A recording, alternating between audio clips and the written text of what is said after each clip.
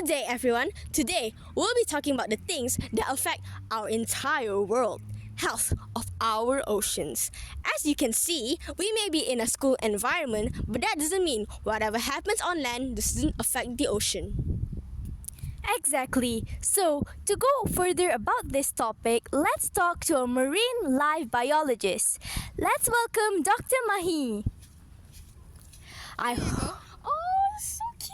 Thank you! I hope there isn't a test today because we did not study. Don't worry, there isn't any test, but the facts are important. Ocean pollution isn't just plastic bottles swimming around in the ocean, it's a much more bigger problem than that. So, if it's not just plastic bottles, what else pollutes the ocean? Chemicals from pesticides and fertilizers will go in the river and straight to the ocean. That will poison the marine life.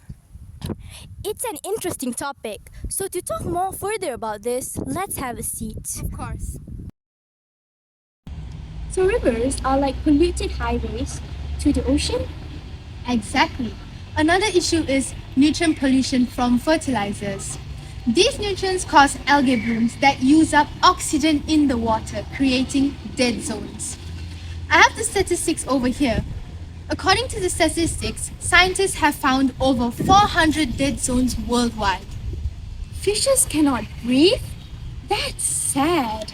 Correct. Fish swim well, but they're terrible at holding their breath. Interesting. Now, I've heard about a bunch of tiny plastics that also pollute the ocean. Can you tell us more about it? Of course, those are called microplastics and microfibers.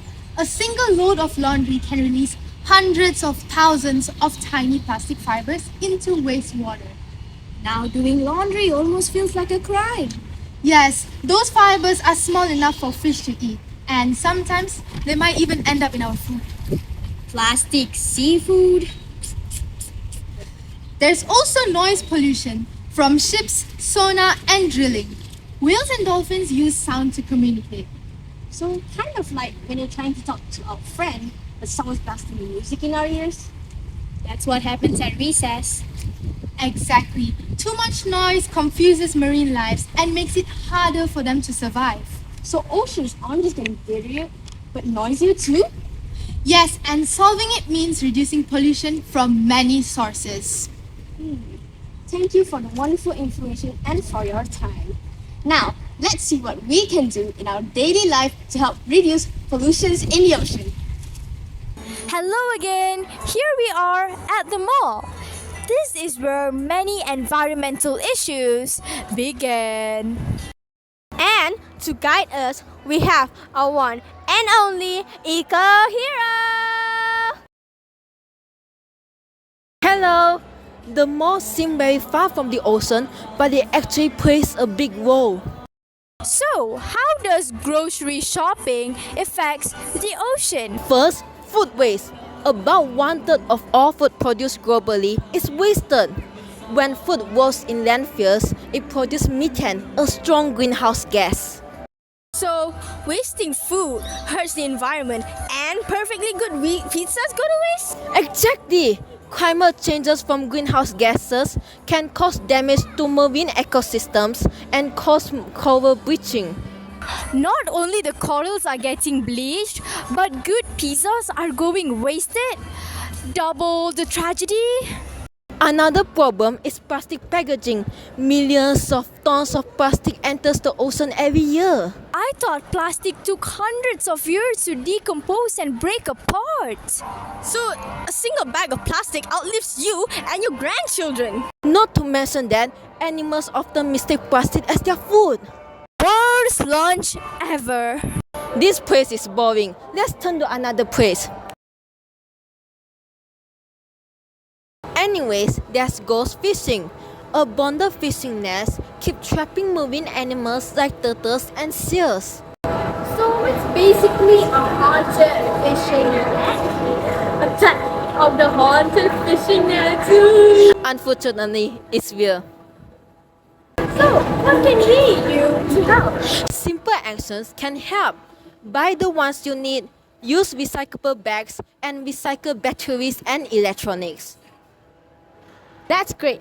Thank you for this super moment, Eco Hero. As you can see, small actions from hundreds of people can help the environment. So, what can we say?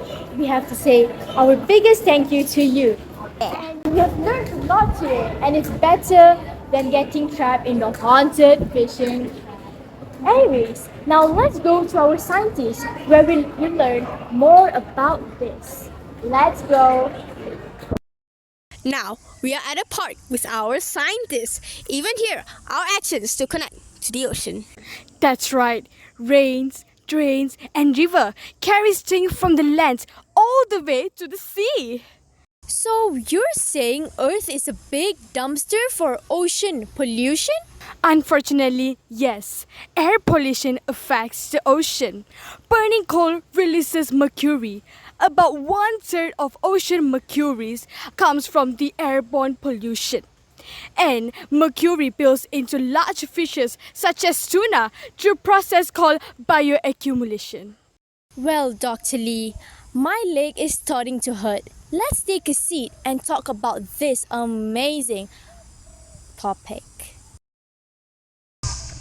So, doctor, the bigger the fish, the bigger the problem? Exactly. Climate change is also one of the issues.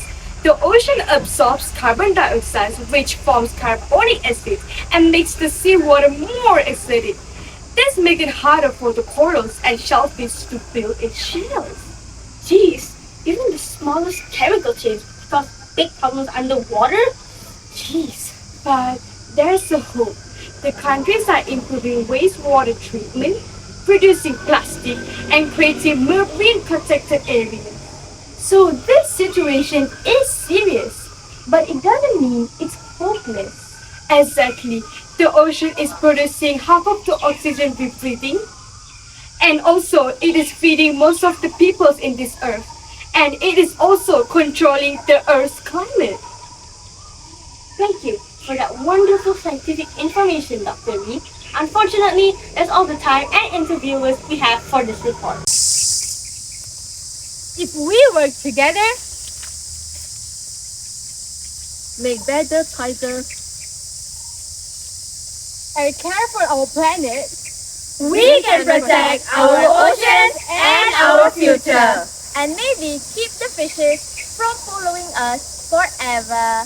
Thank you for tuning in into our report. And remember, every small action makes a big difference.